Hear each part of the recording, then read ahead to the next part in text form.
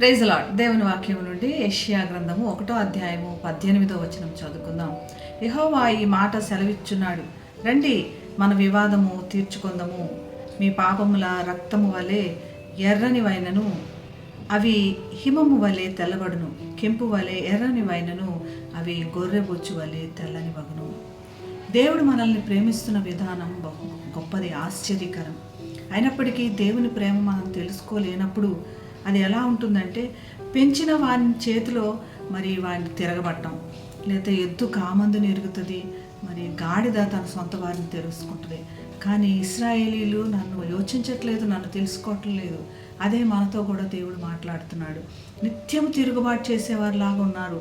ప్రతి నిత్యము మరి పాపం చేయటం వల్ల వారి నడినెత్తి మీద వ్యాధి ఉన్నట్టు, బలహీనమైన గుండె వలె, మరి స్వస్థత అస్సలు కొంచెమైనా లేనటువంటి పరిస్థితిలో ఉన్నారు. ఇటువంటి పరిస్థితిలో మీ గాయాలు కడతాను, మీ గాయాలకి మందు వేస్తానని దేవుడు పిలుస్తున్నాడు. మరి మనం పాపం చేస్తున్నాం కాబట్టి దేవునికి దూరంగా ఉన్నాం. కానీ దేవుడు మరి ఒకసారి తన చేయి చాపి రండి అని ఆహ్వానం పలుకుతున్నాడు. అసలు మనల్ని దగ్గరకు కూడా రానిచ్చేటువంటి పరిస్థితి లేదు. కానీ దేవుడు మళ్ళీ తిరిగి ఆహ్వానించి తన కౌగిల్లోకి ఆహ్వానిస్తున్నాడు. రండి, మీరు ఎందుకు దూరంగా వెళ్తున్నారు? నా ప్రేమను ఎందుకు మీరు తెలుసుకోలేకపోతున్నారు? మరియు వివాదం తీర్చుకుందాం రండి, let's talk.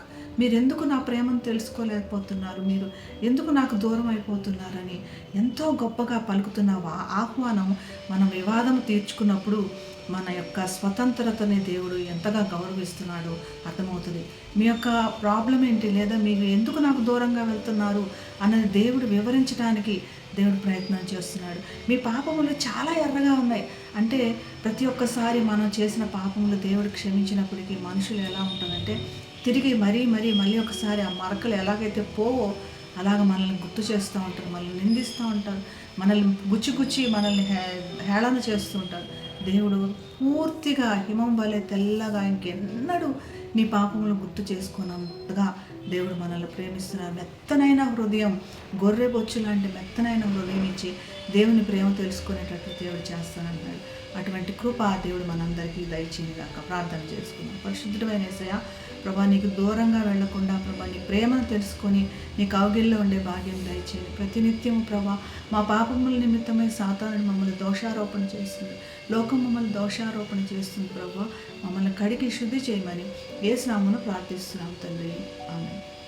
Have a blessed day. God bless you.